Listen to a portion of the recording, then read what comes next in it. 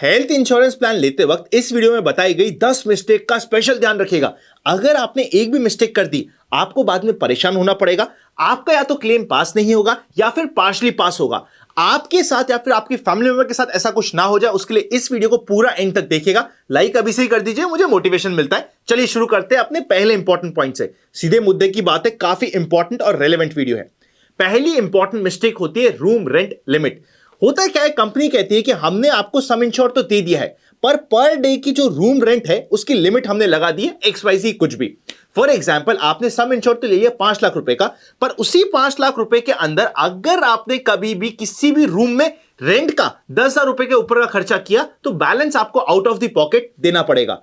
ऐसे क्लॉज में हमें फंसना ही नहीं है, क्योंकि एक्चुअल इसका इंप्लीकेशन ये होता है, सपोज करते हैं आप हॉस्पिटलाइज हुए, आपका एक्चुअल रूम रेंट आया 20,000 रुपए का। 10,000 रुपए तो कंपनी पे कर देगी, बैलेंस 10,000 रुपए आपको आउट ऑफ पॉकेट पे करना पड़ेगा। मोर देन दैट, जो आपका एक्चुअल रूम रेंट था वर्सेस जो अप्रूव रूम रेंट है, क्योंकि ये 50% है, आपकी बाकी सारे अदर रिलेटेड मेडिकल एक्सपेंडिचर भी 50% से प्रोपोर्शनेटली रिड्यूस हो जाएंगे। आपको खुद को पे करना पड़ेगा।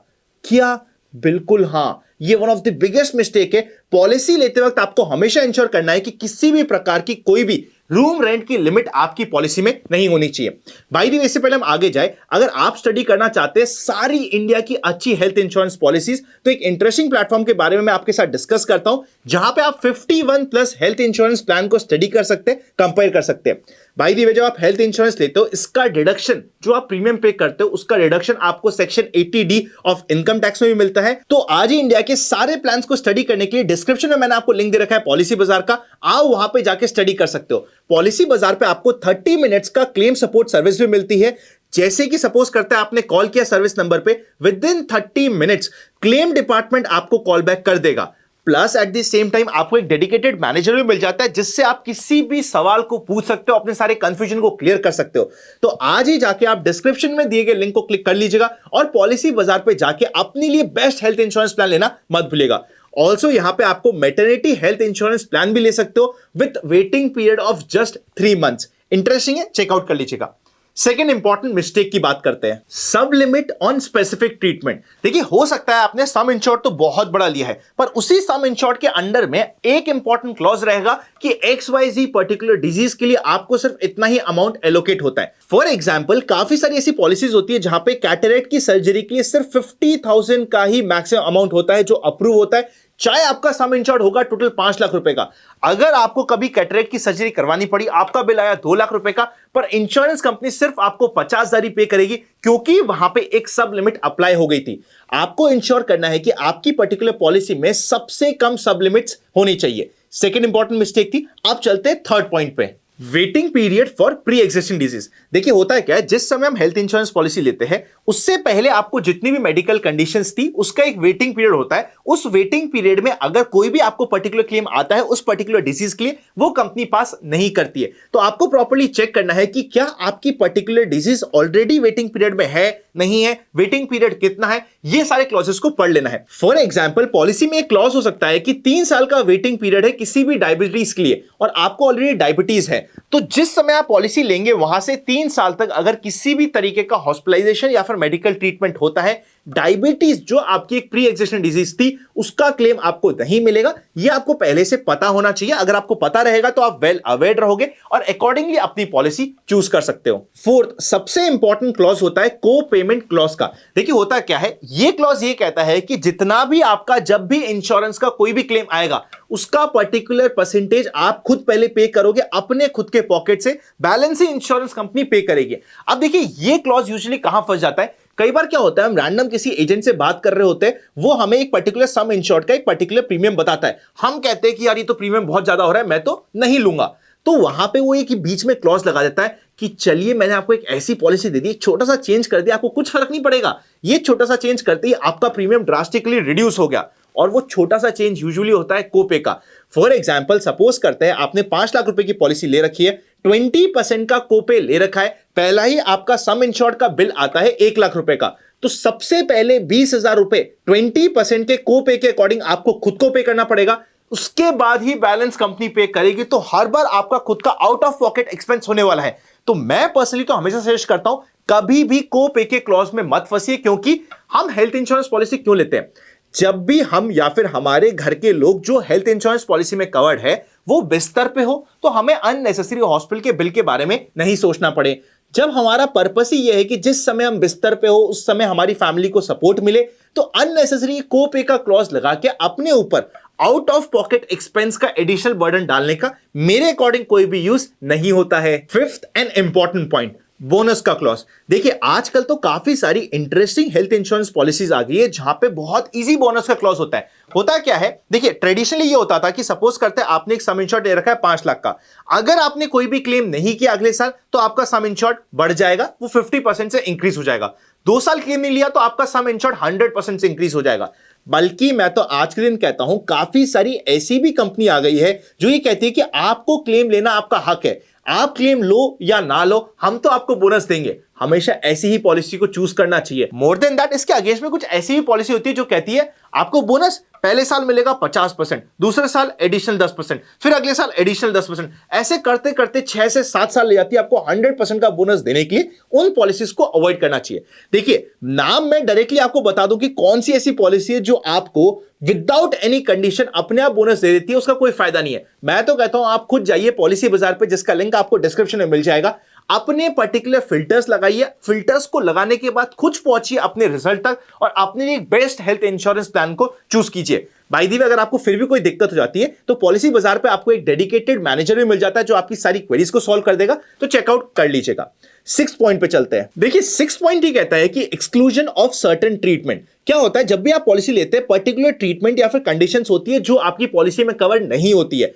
आपको हमेशा देखना है कि वो कौन कौन से ट्रीटमेंट है जो आपकी पॉलिसी में कवर नहीं है। For example cosmetic surgery, alternative therapies या फिर नेचुरोपैथी आपकी पर्टिकुलर पॉलिसी में एक्सक्लूड हो सकती है।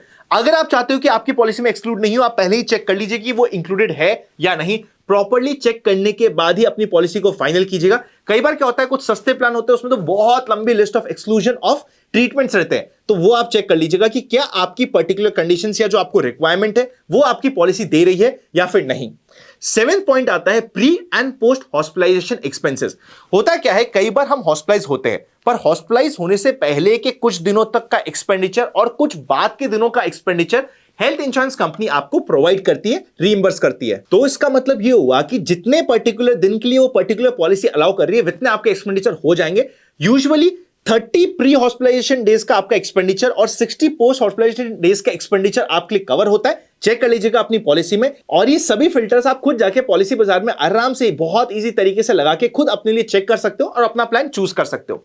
8th पॉइंट पे चलते हैं, रीजनेबल एंड कस्टमरी चार्जेस। ये एक बहुत बड़ा धोखा होता है, बहुत बड़ा पॉइंटर है। जिस समय आपका क्लेम आएगा उस समय इस पॉइंट में काफी सारे लोग ऑलरेडी फंसे होते हैं। बाय द वे अगर इस पॉइंट में अगर अभी तक आप फंसे हो या आपने सुना है कुछ केस, तो मुझे कमेंट करके बताते रहिएगा ताकि लोग भी कनेक्ट कर पाए कि जो हम इंपॉर्टेंट 10 पॉइंट कवर कर रहे हैं वो कितने रेलेवेंट होने वाले हैं। इसमें होता यह कि जो इंश्योरर होता है वो पर्टिकुलर रिइंबर्समेंट को लिमिट कर देता है reasonable and customary charge for the service में बोल के। मतलब वो ये कहता है कि आपके जिस पर्टिकुलर एरिया में आप हॉस्पिटलाइज हुए हो वहां पे नॉर्मली इस पर्टिकुलर ट्रीटमेंट का इतना ही अमाउंट होता है। आपने जो हमसे चार्ज किया है वो ज्यादा किया है, या जो रिइंबर्समेंट के लिए आप मांग रहे हो ज्यादा मांग रहे हो, या फिर हॉस्पिटल ने अननेसेसरी आपसे ज्यादा चार्ज कर दिया, उसकी हमारी रिस्पांसिबिलिटी नहीं है और इसलिए हम बैलेंस पेमेंट नहीं करेंगे। फॉर एग्जांपल सपोज करते हैं आपने कोई ट्रीटमेंट किया जिसका 1 लाख रुपए होता है नॉर्मल चार्ज, पर आपके हॉस्पिटल ने चार्ज कर दिया है 1.5 लाख रुपए, तो वहां पे आपकी इंश्योरेंस कंपनी ये वाला क्लॉज अननेसेसरी लगा सकती है और बोल देगी भैया आपको 50,000 खुद पे करना पड़ेगा।